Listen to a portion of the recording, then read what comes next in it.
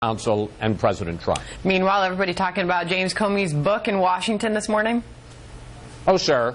I have to say, I haven't seen a copy of it. I may be the only person in America who hasn't. The New York Times has it on the front page, and the Washington Post has it. And what strikes me is how little new there is in the book. We get a lot of opinions, very unpleasant opinions of the president by James Comey, but in terms of hard facts, you know, people are talking about bombshells. There are none. Basically, everything that he said in terms of the facts of what the president did, he already has testified before a congressional committee. And in fact, at one point he says, while he thinks the president's behavior may have been unethical, it may not have been illegal. The other thing that surprises me, frankly, is how bitchy the book is. Comey goes out of his way to say the president isn't as tall as he thought he was. He checked out the size of his hands the first time they shook hands, that he noticed that the president seemed to have little white half moons under his eyes. Maybe he had sun-tanning goggles that he wore. You know, I think one could argue that by getting into the kind of political food fight that James Comey has done more damage to his own reputation than he has to President Trump's.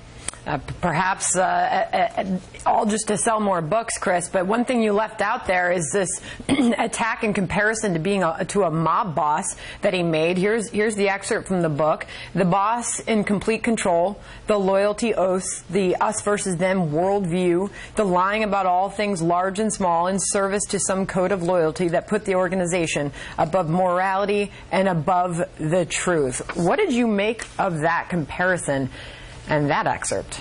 Well, again, it goes back to my original point.